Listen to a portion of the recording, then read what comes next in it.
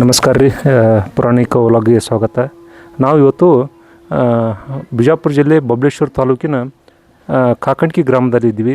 ಈಗಾಗಲೇ ನೀವು ಮಹಿಪತರಾಯರ ಬೃಂದಾವನ ನೋಡಿದಿರಿ, ಹಾಗೆ ಜ್ಞಾನೇಶ್ವರ ಮಹಾರಾಜರು ನೋಡಿದಿರಿ.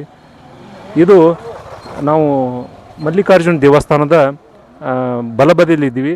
ಇದು ಭುವನೇಶ್ವರದಲ್ಲಿರುವಂಥ, ಅಂದರೆ ಛತ್ತಿನ ಮೇಲಿರುವಂಥ ದಶಾವತಾರಗಳನ್ನು ಕೆತ್ತನೆ ಮಾಡಿದಂಥ ಅಂದಿನ ಕಾಲದ ಪುರಾತನ ಲಿಕ್ಕೆ ನಮಗೆ ನೋಡ್ಲಿಕ್ಕೆ ಬರುತ್ತೆ. ಕೂರ್ಮ ಅವತಾರ, ಮತ್ಸ್ಯ ಅವತಾರ ಎಲ್ಲ ಅವತಾರಗಳನ್ನು ನಾವು ನೋಡಲಿಕ್ಕೆ ಇಲ್ಲಿ ಸಿಗುತ್ತೆ.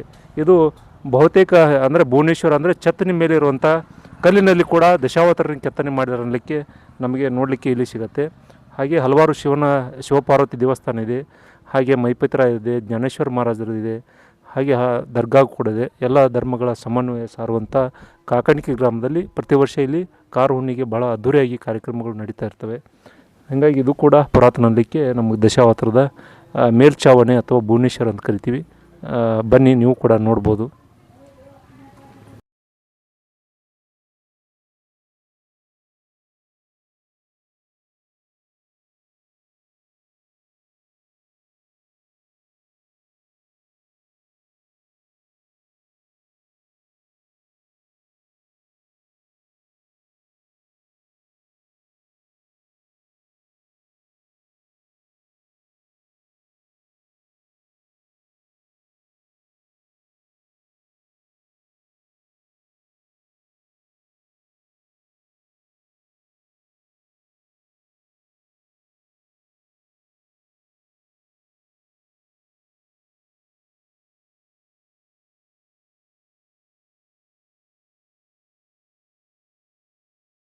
ವರ್ಷದಿಂದ ಹೀಗೆ ಇದೆ.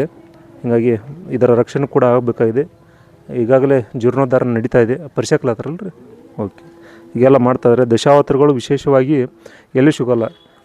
ಅಂದರೆ ಬಹುತೇಕ ಎಲ್ಲ ಚೆನ್ನಕೇಶವ ದೇವಸ್ಥಾನಕ್ಕೆ ದಶಾವತಾರಗಳು ಕೆತ್ತನೆ ಮಾಡಿದರೆ, ಇಲ್ಲಿ ಮಲ್ಲಿಕಾರ್ಜುನ ದೇವಸ್ಥಾನಕ್ಕೆ ಛತ್ತಿನ ಮೇಲೆ ಅಂದರೆ ಭುವನೇಶ್ವರದಲ್ಲಿ ದಶಾವತಾರಗಳನ್ನು ನೋಡಲಿಕ್ಕೆ ಸಿಗುತ್ತೆ. ಬಹಳ ಪ್ರಾಚೀನವಾದ ಮತ್ತು ಬಹಳ ಕಲಾತ್ಮಕವಾಗಿದೆ.